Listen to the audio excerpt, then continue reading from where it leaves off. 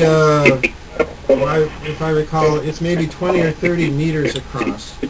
So the Colosseum that you see in the middle of this photo is perhaps not quite a meter in diameter. It's extraordinary detail. And a little bit later, we'll come back and show you how this is actually being virtualized. Now, I want to move on to the subject of virtual worlds. This is slide number 10.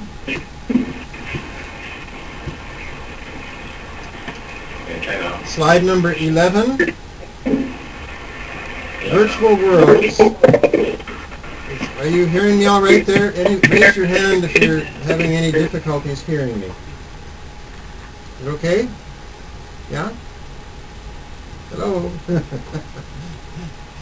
Virtual worlds are simulated 3D, three-dimensional environments where you have simulated identity and appearance, and also you can have social interaction with others. That is, with text. You can talk to others in a sort of text mode chat, or in the recent innovations just within the last year, they're now offering audio connections. So you can actually, and it's also directional audio. So when you're in these environments, you hear things to one side or you hear things to another side.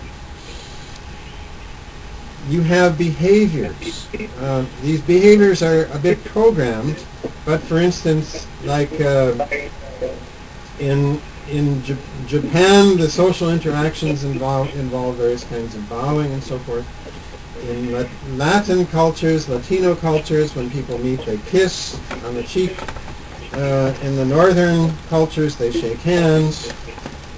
Other kinds of behaviors that can be modeled that are represented in these worlds, dancing and so forth. We distinguish two kinds of virtual worlds. The more popular kind you've probably heard of is there's many kinds of online games. These are there's probably about 100 of these now available, and sometimes these can have huge numbers of members. I think the largest one, World of Warcraft. The largest one is called World of Warcraft, and Greg, they have how many members these days? Approximately 9 million. They have in that one game. They have about 9 million members.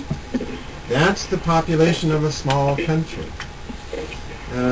In total, I think that the total number of members playing these games is 40 or 50 million. Those are, we refer to these as closed culture online games, in that the agenda is set before you become a member. That is, the culture is already built in. So it might be, it's typically some kind of conflict. It might be out slaying dragons, or it might be space wars or something like that. The other kind, that's interesting, but I don't think it's so interesting for this audience. The other kind we call open culture, and this is where basically they provide a social space that then becomes modified by the people that participate. And there's not as many of these, but they are growing quickly in popularity. The most popular one, the one that we're going to show you today, is called Second Life. And this has, the total membership is maybe 6 or 7 million now, though realistically the number of really active players is probably only about a third of that. There's a couple others. One of them is called Bear.com, another is Croquet. Croquet is more of a research platform, people experimenting with different kinds of interactions. Moving to slide number 12. I might need Manfred to help point out the details here. You see on this first slide, these are some of the virtual worlds. These are the smaller ones that have memberships up to 120,000. You can see on the right-hand side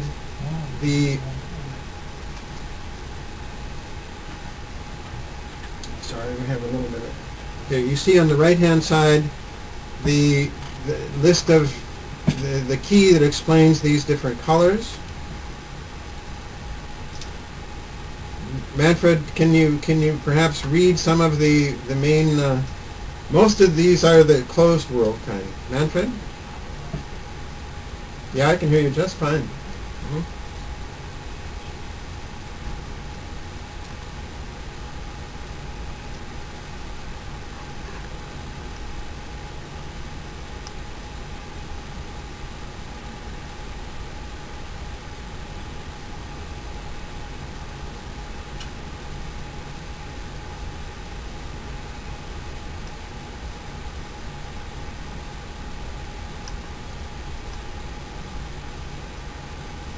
Oh yeah, that's.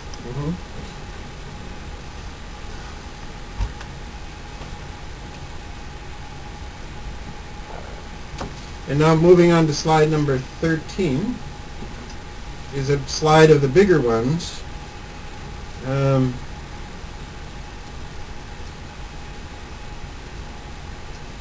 These are the ones that are over 120,000. You can see the green line on the right, that's World of Warcraft. And that's, you see that's going over the 6 million mark here. This slide is more than a year old. Now, a year probably doesn't sound like much, but in the intense world of the internet, a year is a huge amount of time.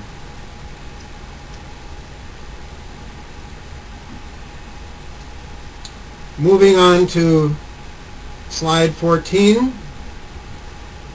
Now, actually, if Manfred is live, Manfred can show you these places. Okay. Could somebody point the camera to Manfred's demo for me, please?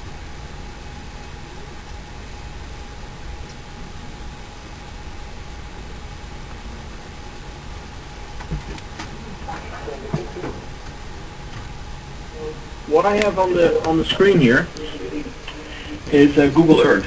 Do any of you know Google Earth? Played with it? Okay.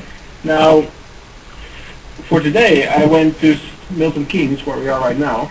Now, you probably know the location better than I do. Where are we right now? Do you know? Steve?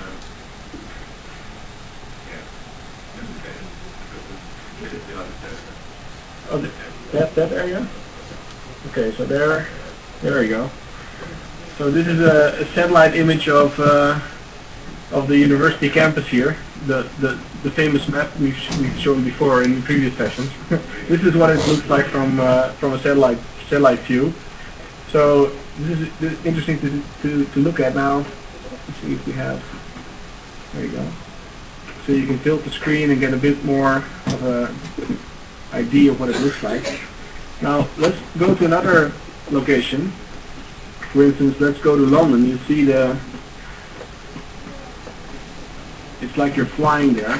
Now in London they have created some 3D buildings. Let me show you. So now while I'm doing this, the 3D buildings are being loaded from the internet, so it takes a while to build up the screen. It depends a little bit on how good your internet connection is. And as I'm tilting down, you'll see some of the 3D buildings appear. So let's move over here now. Turn a little bit. There you go. You see, there's a 3D representation.